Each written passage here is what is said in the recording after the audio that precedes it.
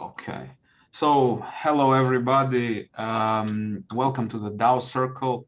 I made a little bit of preparation for this, but I would like to open up just to get the feeling about ourselves, about the room. How much do we know about what DAO is and what it means for us? Please feel free to say what you know, and please also feel free to say what you don't know, because I don't know a lot for sure, and the more honest we are with each other, we can have a better conversation. So I'm going to start from what's showing on my screen, and Jacob is showing first. So Jacob, please.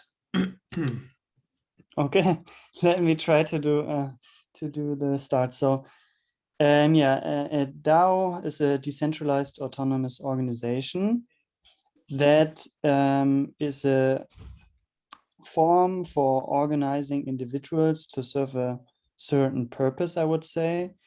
So has a certain goal or values behind it, and it's diametrically opposed to classical corporate structures in that they don't have management or supervisory board or something that is doing a decision-making process in a top-down hierarchical way, but rather bottom-up driven processes by a community. So that is my understanding of what the DAO is.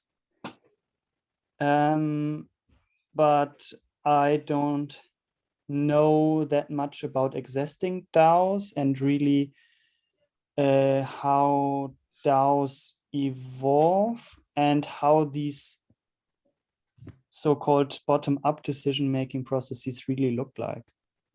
And so I don't have that much. I don't really have any knowledge about that, and I'm trying to figure out what it really means, what it looks like for individuals, and what roles DAOs can fulfill in societies, because I think it's something quite niche so far, and it's nothing really mainstream. And I would really like to learn more about existing DAOs and potential directions DAOs could go. Thank you very much, Jacob. How about we continue with Tim? Yeah. Hello, everybody. Hi. Yes, so I know DAOs as using, as they call, code for law. So if you think about a corporation that you have in a government entity, there's certain problems with such a corporation, like they can face government regulation, certain, you have less capability to sort of regulate what happens. Whereas a DAO can be a group of people with rules set up on voting. And a DAO can govern certain off-chain assets. Like, for instance, a DAO could govern funds, and many blockchain foundations use a DAO to vote how funds are spent. And the nice thing is that the rules of the DAO at creation time are never altered. So that was my... Can you just repeat that last sentence, please? The rules of the DAO after creation time are never altered. Correct. So maybe the best example to think about DAO governing crypto funds. And if you make some rule that says, let's say, you need majority of the people, members, to make a decision to spend crypto, and a membership in that DAO needs a majority of people to add a new person, or a majority of people can remove that person. After the DAO is created on the blockchain, that can never be altered. In other words, nobody can come in and say, okay, I changed things, or I have a paper from a government that says I alone can distribute those funds. And what if 95% majority of the DAO stakeholders decide to change the mechanism for voting?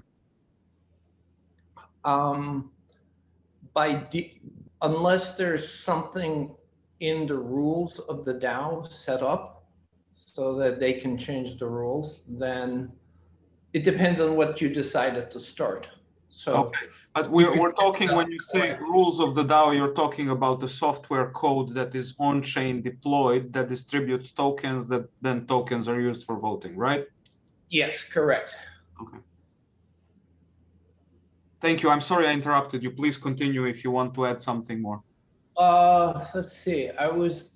No, nothing more. I think that there's the organization, the DAO, that was famous. Maybe the first ones. I don't know if they were the first to create it. But yeah. So different blockchains have different ways of setting up a DAO. Thank you, Tim. Jonathan, please. Hi, I'm Jonathan. I don't know an awful lot about DAOs, and most of it is from experience rather than any academic understanding, I suppose.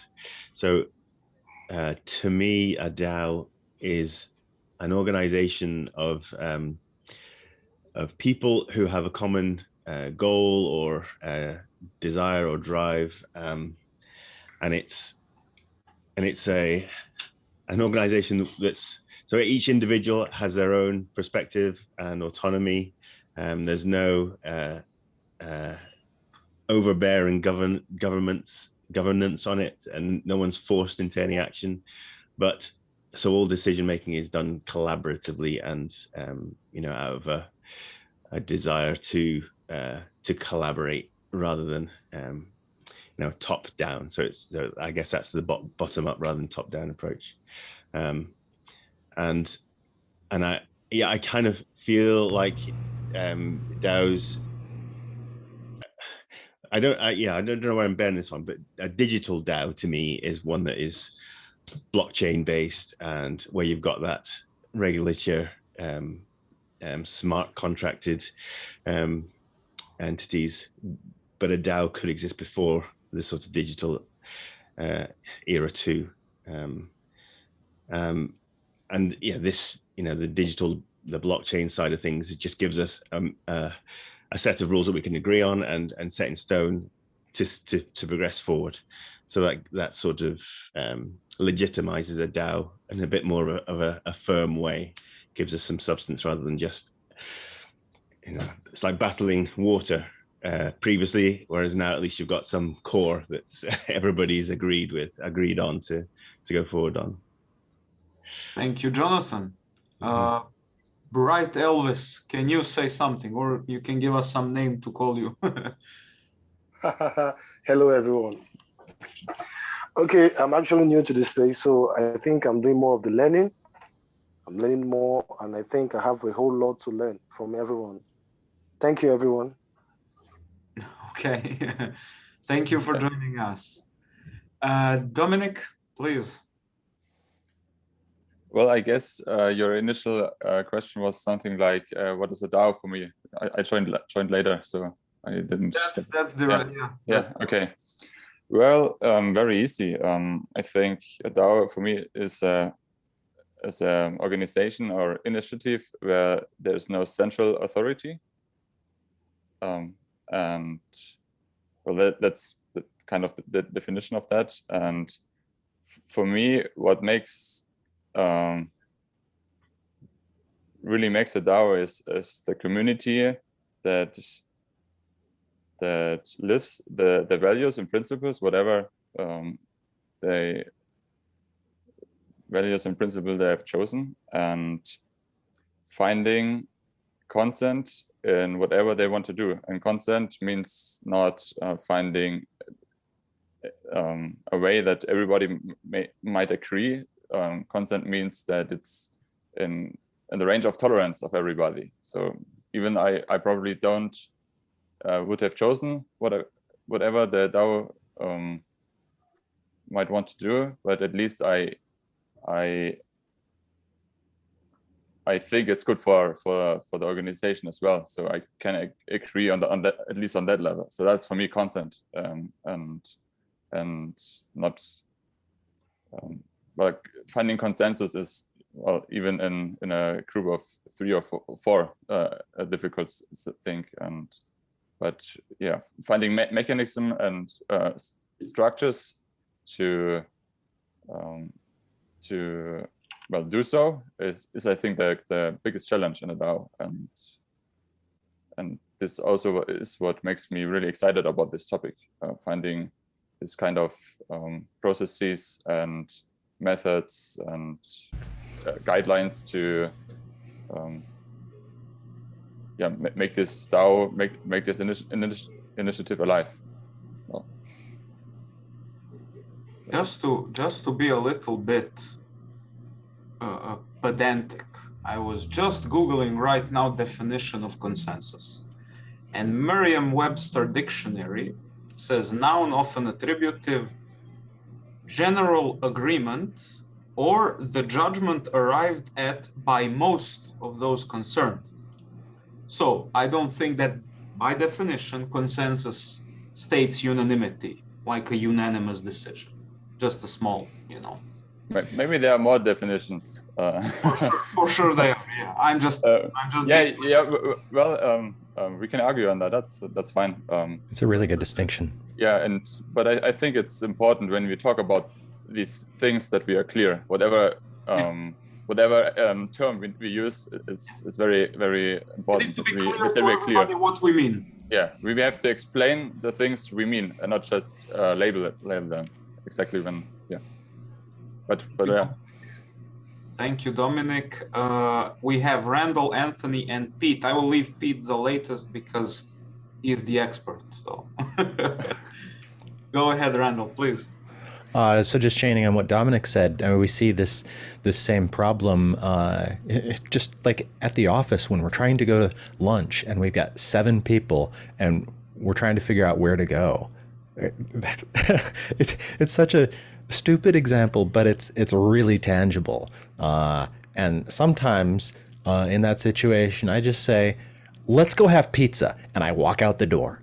And if they want to go to pizza, great. If they don't, and I get no one following me, maybe I go for tacos with somebody else instead. And that's consent to me. And I have a question about what somebody was saying as I came in the door about the digital DAO, and I asked which parts are digital. And so rather than answering what I think a DAO is, I'll ask what we think a DAO is, and like specifically which parts of that DAO process are digital. And I think about things like responsibilities. I have taken on some responsibility just this week to do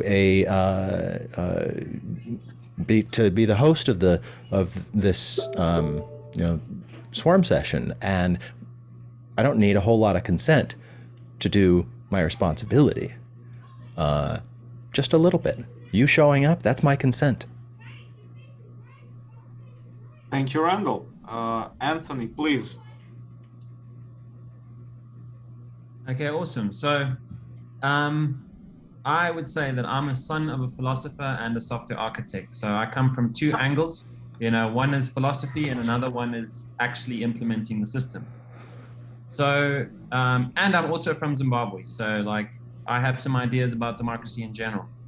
And, I think it's stated in the words. I mean, it's kind of has its semantic understanding in the titles, decentralized autonomous organization. So, the decentralized would call to the fact that you don't need a central authority to have autonomy. So you can actually act in accordance with the contracts within the DAO, okay? Autonomous just says, look, you have autonomy, that you're given the right to go about and do things.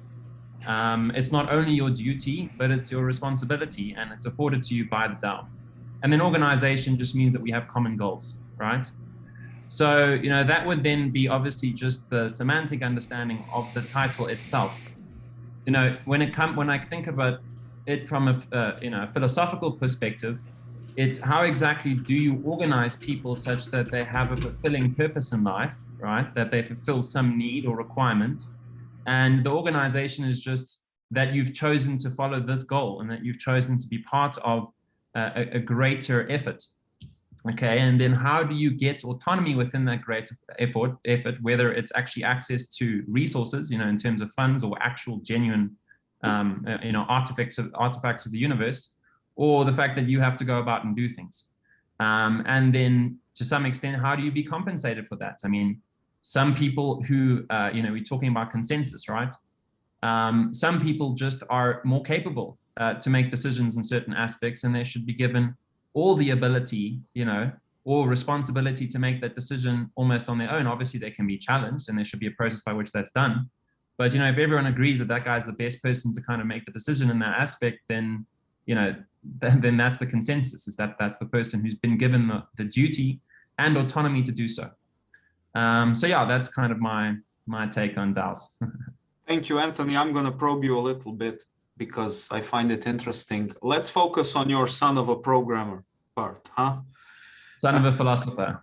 Yeah, but programmer and a philosopher, right?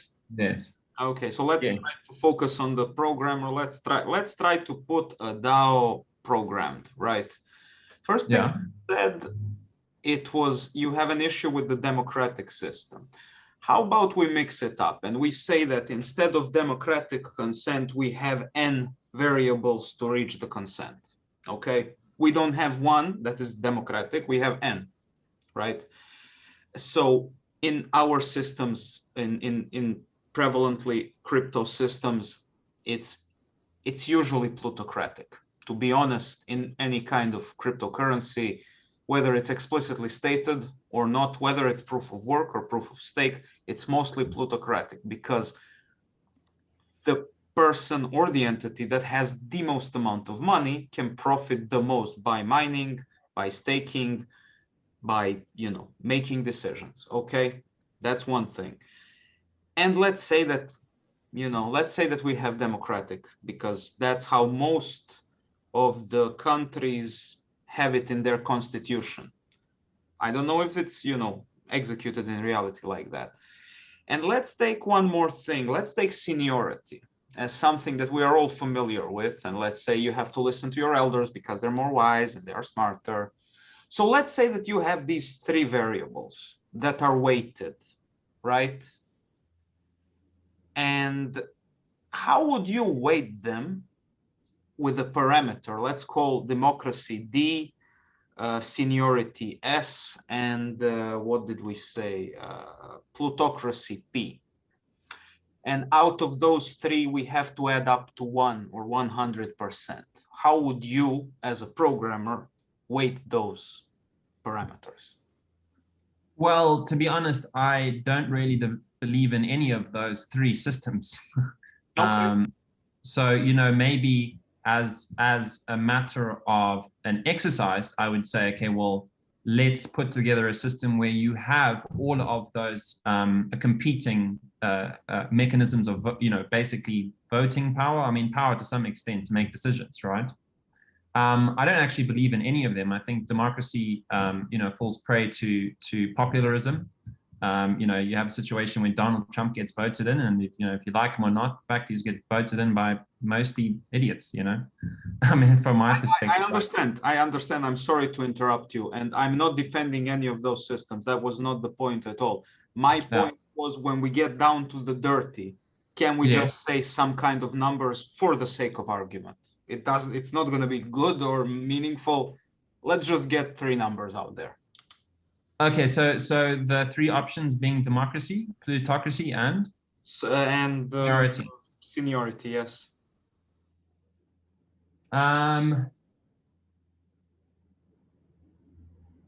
would say maybe probably seniority, maybe 20%, plutocracy 40%, and democracy the rest. Democracy 40. Thank you very much, Anthony. And I love if you have in mind some kind of other, a C that you want to add, please be. I mean, we'll talk about it further. I just would like to hear from Pete last time. Okay, go. Thank you. Meritocracy might be the same as seniority, yeah? No, I disagree. I think it's a big, big difference. Okay. So I come to this from similar kind of set background. So as an architect, I was often architecting workflow systems and having to put into code the different management systems that are necessary to put things together. Probably my most prominent one being that I wrote the system that governs the budgets for the Air Force for the United States. And having to capture all of the data that goes into debating those things back and forth in the feedback loops and all that kind of stuff.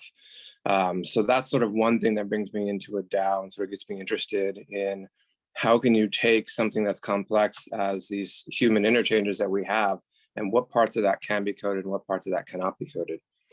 The other thing that brings me in is, that was probably a sort of, it's like one decade of my career. Another decade of my career has been in coaching and getting into teal type of organizations, if you've heard that thing, or it's in these areas of like non-hierarchical organizations. Can you have an organization that doesn't have a hierarchy, that doesn't have to obey a chain of command? And how do you do that? How do you make sure, how do you give authority or take authority away or make changes or not make changes? Do you need structure? Do you not need structure? And so that's sort of the second half for me that's fascinating about this. I can't say I've ever worked directly with an organization that ran on a DAO. I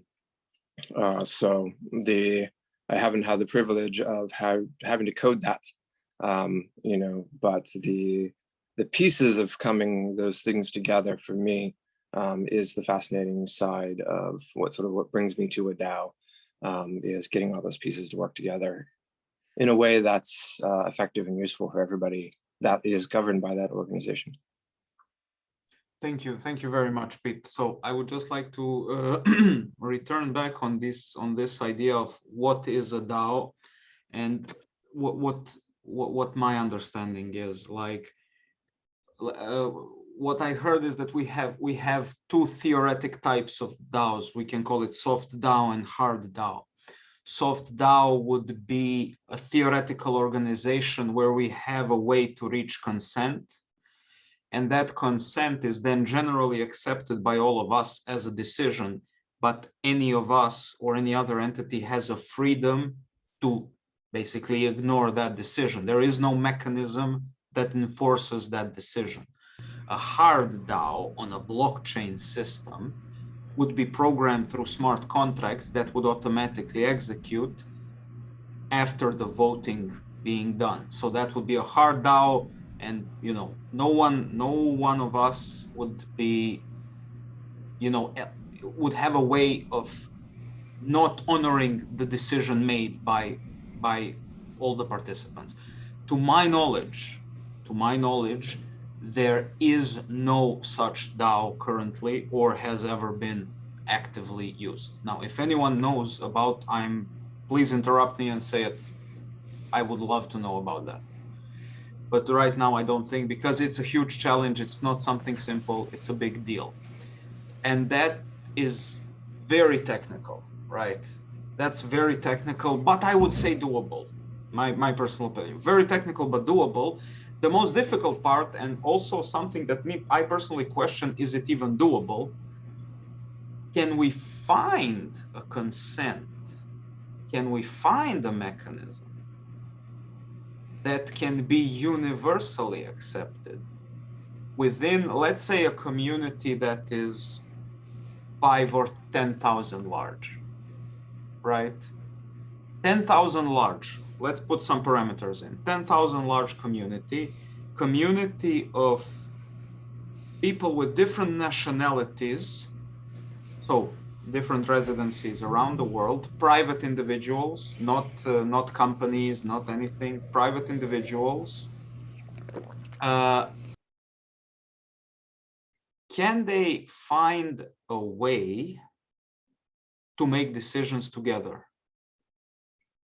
in practice? So I would love to hear your opinions, but please try to think of it in a way, okay, let's say, fuck, I need to do this now, right? Let's say if I do this now, I will, you know, I will earn $20 million. So self-incentivize yourself, at least hypothetically, right? It's not, yeah, we can do it if we hold hands and we love each other, right? That's all fine, but right, let's say, how do we do that? Jacob, please, you raised your hand first. Hi, Vanessa. Yeah, thank you, Philip. I think that's a great question, and I have two thoughts. So, while studying political science, there's always the question if there are universal principles or rather this relativistic notion of do the systems that we create only apply to a certain region because certain values are very present in that region. And I think, and I think also this notion that you now mentioned, are there rules that everybody can consent upon for a global DAO? That's really scales up. I would say yes and no. I think that this is my personal belief through studying values on a global scale, that there are universal mechanisms of how values emerge and how people value things, and also how circumstances form values within people. And there are some universal patterns. Can you be, if you can, yeah, would you like to be more precise, to share something, some examples? Yes. So I can tell you that. So there's basically this notion of emancipatory values, that people value personal freedoms and political freedoms, and freedom of expression, etc., which people only value if they really experience it, and if they grow up in circumstances without where their basic needs are basically fulfilled. So in regions where there are autocratic regimes, where people live in poverty, they don't see a big value in stuff like freedom of expression and stuff like this. And they wouldn't agree with people most of the time from the Western world upon these. But it's a universal pattern that if people are granted certain rights and have certain freedoms, they start to value them. And whereas that's really where you can really see that, and this is a universal pattern, is that when people are being educated, the more people are educated, the more they value freedoms. And you can see this in countries like Saudi Arabia, where the higher the educational degree, the more open the people are, and less, for example, very strict in their mindset, and more hierarchical oriented. And so this is a very interesting pattern. And in that degree, now to come back to your point, so before I talk more on the meta level, I would say there are some universal principles that could emerge, which could be used for DAOs. But I don't think that at any point of time, anybody is going to agree upon that. So I think there are some routes which could be more explored and thought about, but there is no system, has ever been a system that people, all parties liked. And we as humans always change. So even if we agree upon point of time X to a certain set of rules or whatever, in the future we might think very differently. And if we look at how history's changed, that always changed. So I think the quest lies to go back to these evolutionary principles that might create a system that can evolve according to the values of the majority of the people. And my last thought, and this is the other part I wanted to address, is I think there's always this conflict of the people who create the system and who have a certain interest within the system and who can program it according to what they feel is right, which most of the time gives them more power, for example, versus people who join later on in the system and who have less leverage to change the rules of the system according to what they feel is right and see as valuable. Yeah. Thank you, Jacob.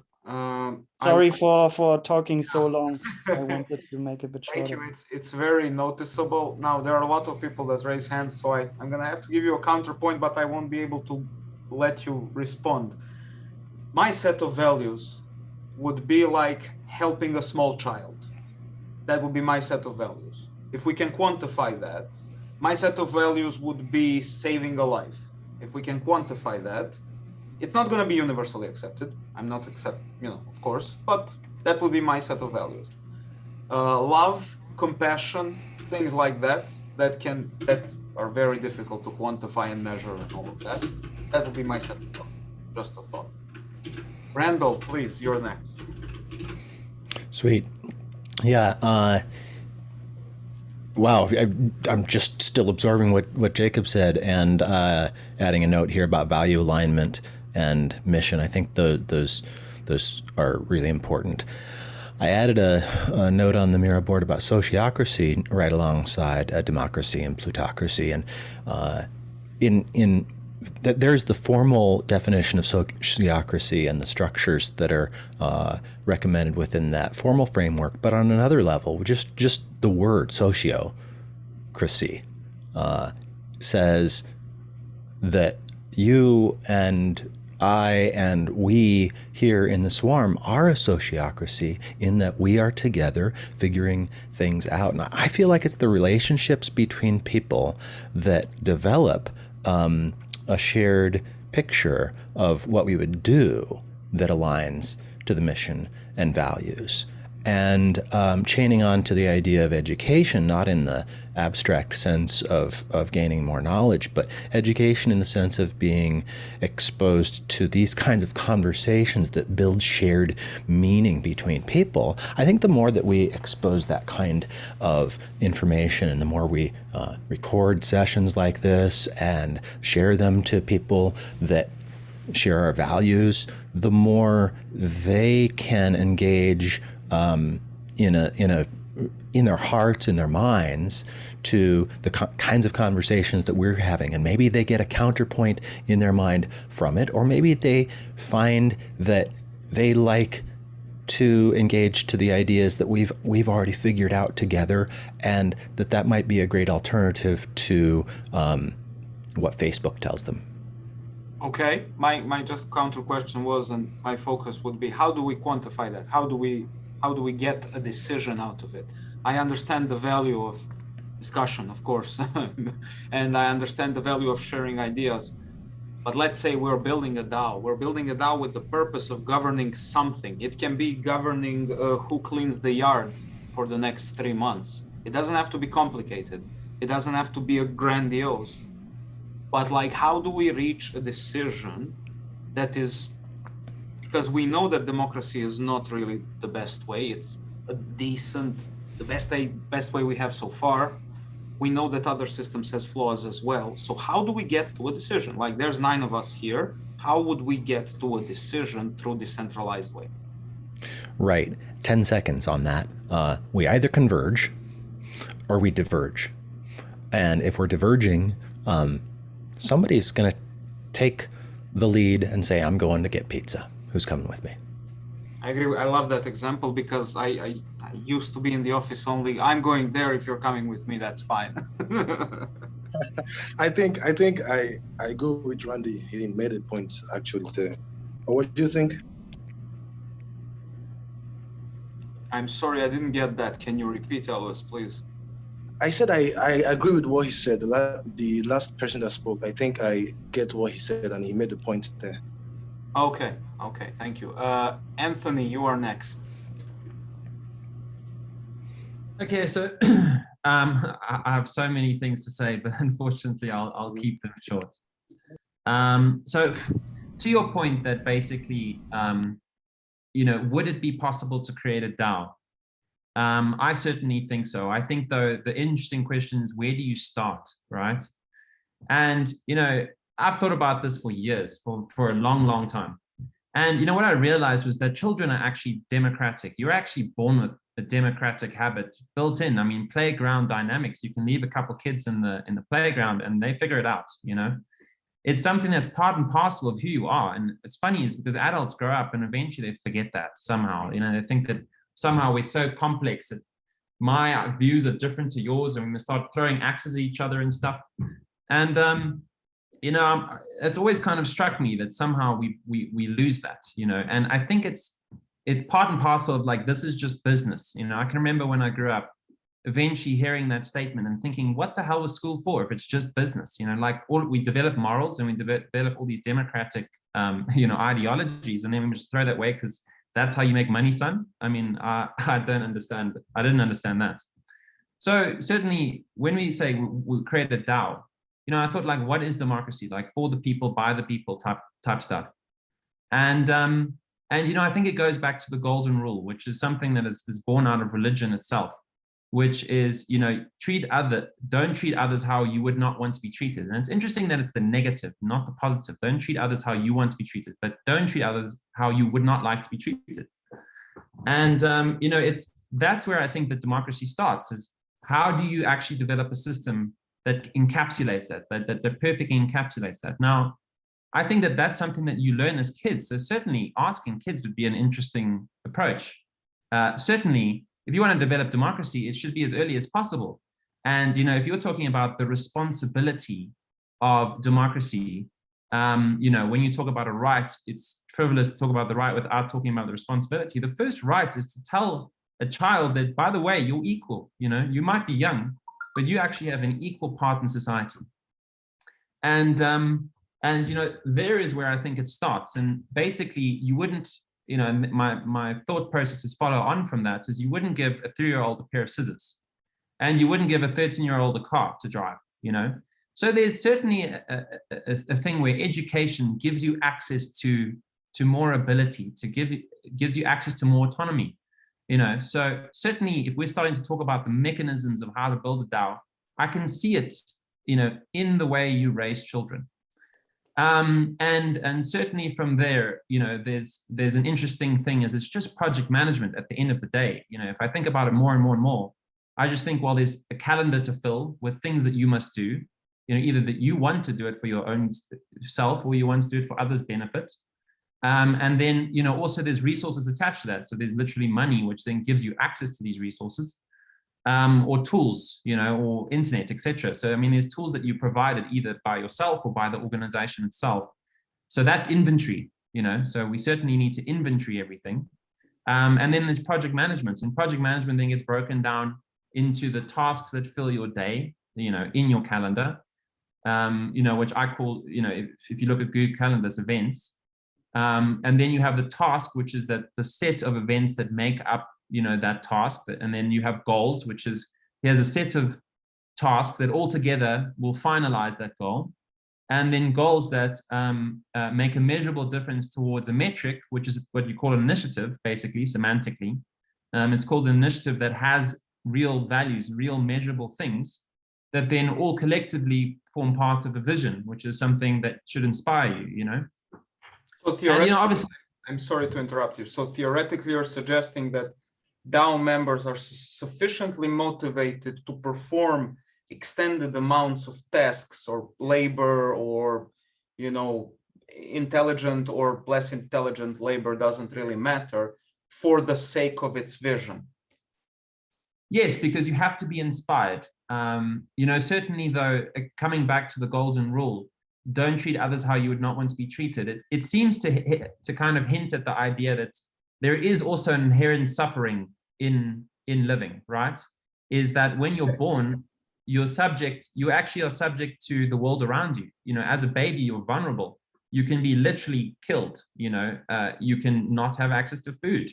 and just starve to death. So there's inherent suffering that others must take responsibility for. But yes, to some extent, when you eventually are lifted from your suffering, you start to realize that you have meaning, that there's greater meaning, that there's a value to your life that you must self-assign, right? So, and this is where it comes to the autonomous organizations, is that once you have identified your values, that you kind of must accumulate people around it to resolve the value that you're trying to provide. So yeah, I mean that then, just to answer your question, yes, you would eventually have to be compensated because the value that you're trying to provide, people actually find valuable, and it's not just like. But it's eventually, I'm sorry, but it's at the end of doing a certain task, right? Yeah, I mean, there's I think that you should be fully compensated to some extent for the suffering that you must go through to complete the task, and I think that should be almost in real time. I mean, basically, if I'm doing something, I need to eat while that's occurring, right? If I need to go drive somewhere and go collect something, then I should be compensated for the fuel, right? At the very least. And then from there, I think it comes down to your ability. Like I said, with the kid that had the scissors and the kid that now can, drive, eventually when you learn how to drive, is that there's an ability also, an extent, there's a quality of an ability that you should be compensated for. So it's your experience is now compensated because you're a doctor, that took you 8 years to basically develop the responsibility to be able to do something. So yes, you should be compensated once that thing is done because you said that you could do it. And now you should be compensated. But to be honest, the way that world works right now is you do a job and then you're basically paid to do that job because you're able, right? You have a quality or pre-education. But you kind of actually bullshit that. I mean, to most extent, my CV is bullshitted. I mean, like I've got years of experience in software development, but I'll always just bullshit my way and say like, look, I've got this much extra years in specifically this job because I can pick it up in like a month or two. I mean, I've programmed enough languages. So, whereas I think you shouldn't be necessarily compensated on the job. I should think that basically you should say, I have learned, I have become responsible in this way. And not only have I become responsible, but I've actually resolved work. I have merit now behind that. And I should just be paid a base salary to say like, look, I now can do this, and if I want to move into a space where I don't resolve work in that area, then I start from scratch, like, but that's my take on that. I mean, again, it's like, I can't take up your time any more than that because I think that you guys also want to talk. But I've thought about this a lot, like what a DAO would mean, and I could talk for hours on it. Thank you. I would just I thought that maybe you would have some incentive schemes that you would like to share, but yeah, okay, maybe next week, because I think we will have to continue this. Pete, please. All right. I think I would say, I'm sorry if I cut you off at some time because Dominic is getting upset. So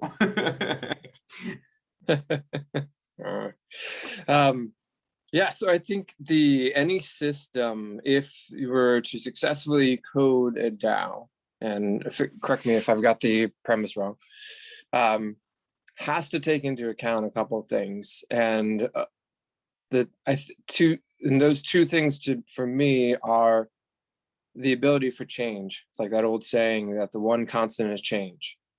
And if you have any system that is not flexible and cannot change, then that will become an obsolete system over time. And the second thing that it has to be based upon, in my belief, is that there are multiple ways of reaching decisions that must all be taken into account, and things will happen at different times, or different things will be useful at different times, and some way to run those things in parallel, or for multiple opportunities to exist at once within the system, I think is necessary. What so about those are the only two. Say again? What about incentives? Why would I participate in that?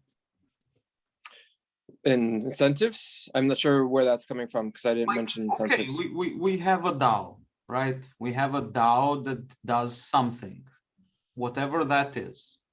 Why would I participate if there's nothing in it for me except the gratification of participating in it? Well, then that would be something that's in it for you. Okay, but I mean, maybe me as an enthusiast, but can we really scale that up to an enough number of enthusiasts that let's say the DAO needs to operate for 10 years? Am I really that enthusiastic that I will operate for 10 years and all the other people as well?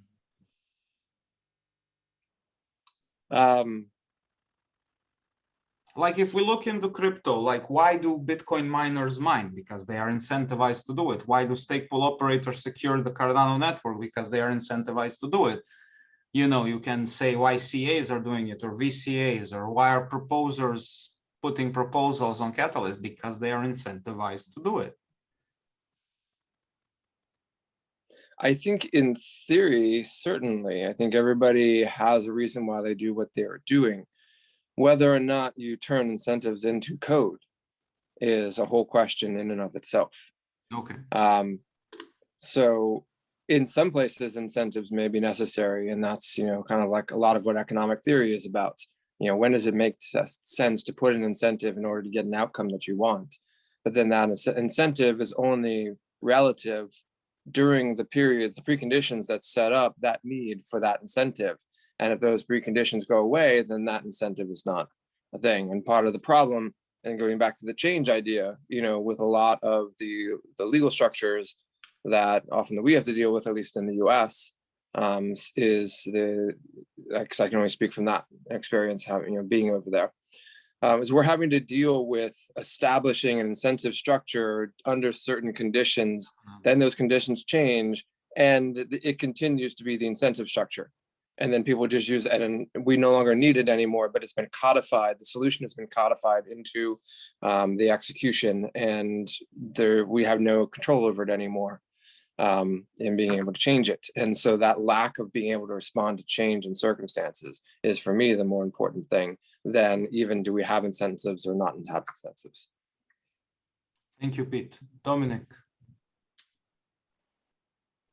Well, finally. Yes.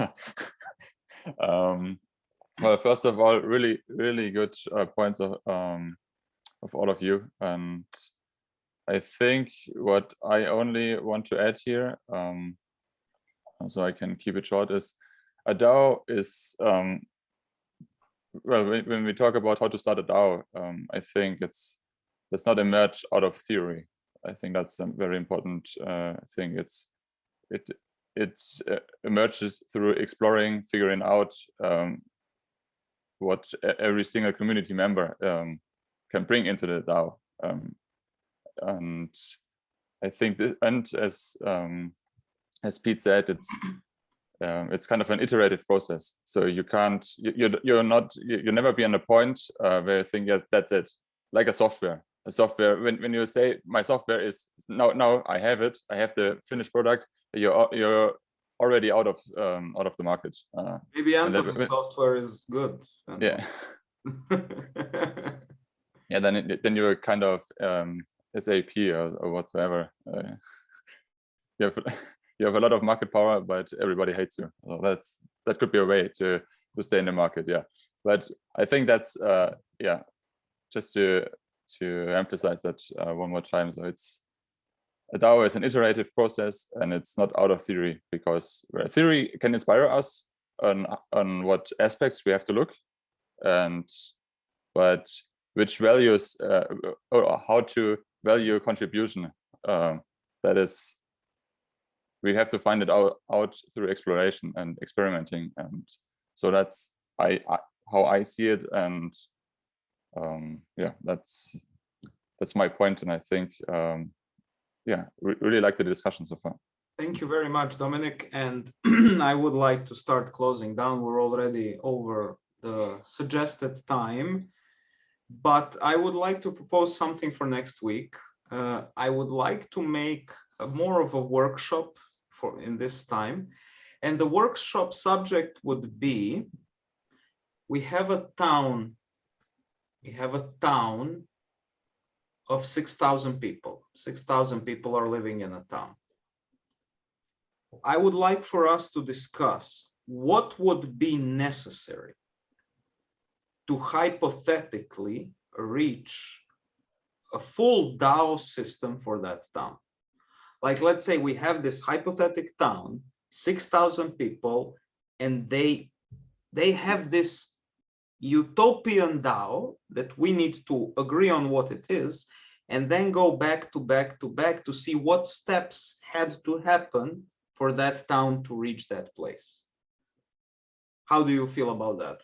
Would it be something interesting for you guys? I'm not saying that you will be there. I'm just, I'm throwing an idea out there.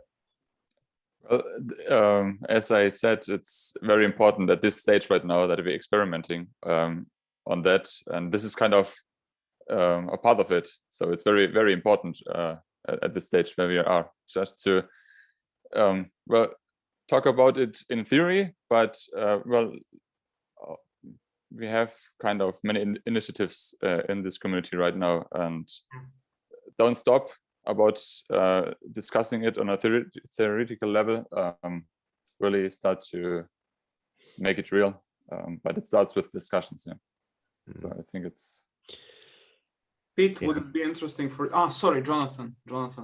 Yeah, I really like that idea of workshopping it. I think if you did it from the approach of maybe the people here or whoever place themselves in that town, fulfilling the roles that they would, typically take in life anyway, that they understand that they can make, realistic decisions on. So it's not so much theoretical as more, examining the practical, and then just, fast track the timeline to reach some kind of, okay, what decisions need to be made? What needs to be coded here to make this function, this area function? I think that's a really good way of workshopping it. I like it. Mm. And I might just add to that. I think that the result of it should be use cases. What are the use cases that, the challenges necessarily that we need to think about? And again, I'll definitely contribute there. I think that I might want to host my own breakout room, to talk about theory to some extent, but I'll join you next week, because I already have a lot of use cases actually in mind. So I can contribute in that way. But yeah, I think it's a good topic. Pete. Yeah, I'm not saying that you're necessarily saying this, but as long as our goal is not to come up with the one way, but to come up with multiple ways to look at it. And the other thought in my head is that where my brain goes is, if we took this hypothetical 6,000 community and actually looked at, if we applied model A, what would be the problems or the benefits that would come out? If we applied problem B, what would be the problems or the benefits that would come out? What if we applied C, and doing a comparison between, the pitfalls, the ups and downs of different models being run within that same environment? That would, that sounds attractive to my brain. Basically, you want to emphasize that there is no one right way, right? And we need to be perfectly clear about that. Okay, great, wonderful. I don't imagine that we will get even to the end, and let alone find the one way, but I think it will open a lot of ideas. Like the first thing, like there's 6,000 people, not all of them will come to this idea at the same time. So let's say 2 of them come this idea while they are drunk in a bar or wherever. So these 2 need to be the founders. Is it really decentralized if only 2 people found it? And maybe it's 5, maybe it's 10, and who puts in the effort in the beginning, blah, blah, blah. It's a lot of, whatever. And are they even located geographically near each other? No, I would put that as a part of, I would set the experiment as a town in a physical location, maybe in a made up country, but laws, let's say I would know the laws, or I would dictate the laws for the sake of the experiment. So we don't get into, is it an LLC? Is it this? Is it that? They are physically close to each other, and they want to, govern their lives in this way. As a thought experiment, as something. Elvis, your thoughts on this? Elvis is out. Okay. Elvis has left the building. Is that what you're saying? That's a good thing to stop. I'm still here, guys. I'm still here, guys. I'm just listening. Bunch of information being passed across. Okay. So I'm still here doing some listening. I'm learning a lot. Thank you, guys. You guys are awesome. Lovely. Thank you. Love the community. Yeah, thanks for joining and tuning in. You're welcome. I will stop recording now, and I have to go. I